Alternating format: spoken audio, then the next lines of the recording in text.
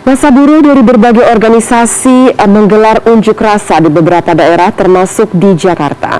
Massa menuntut pembatalan Undang-Undang Cipta Kerja dan kenaikan upah yang layak. Sementara di Bandung, Jawa Barat, pemirsa, ketegangan sempat terjadi saat massa buruh menjebol pagar kantor gubernur hingga nyaris baku hantam. Saya telah memerintahkan kepada para Menko dan para menteri terkait untuk segera menindaklanjuti putusan MK itu secepat-cepatnya.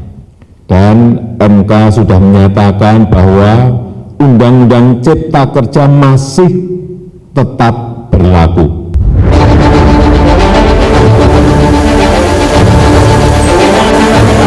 Kecewa dengan keputusan pemerintah, massa dari berbagai konfederasi serikat buruh mendatangi gedung Balai Kota DKI Jakarta di kawasan Gambir, Jakarta Pusat, Senin siang. Selain berorasi, massa membawa sejumlah bendera kuning sebagai lambang matinya keadilan. Massa buruh mendesak agar Gubernur DKI Jakarta Anies Baswedan segera mencabut upah minimum provinsi tahun 2022 yang dinilai cacat hukum. Gubernur juga didesak merevisi UMP DKI Jakarta agar naik di angka 7 hingga 10%.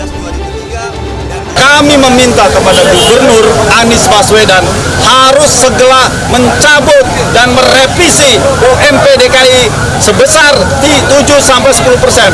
Karena sekarang sudah ditetapkan upah yang dinaikkan sebesar 453 sekian, itu adalah cuma 37.000. Menanggapi hal ini, Gubernur DKI Jakarta Anies Baswedan saat menemui massa menilai formulasi kenaikan upah minimum dalam Undang-Undang Cipta Kerja terlalu kecil dan pihaknya akan merevisi UMP 2022. Kita bersurat kepada Kementerian Tenaga Kerja. Kita mengatakan formula ini tidak cocok untuk diterapkan di Jakarta.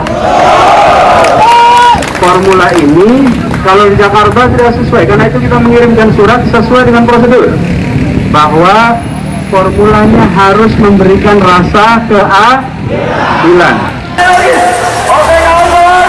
Sementara di Bandung, Jawa Barat, kericuhan terjadi dalam aksi unjuk rasa.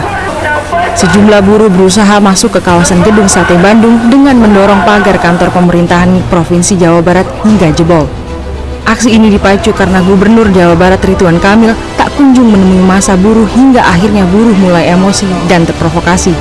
Selepas maghrib, massa mulai meninggalkan Gedung Sate dan berjanji akan kembali datang untuk berunjuk rasa pada Selasa ini.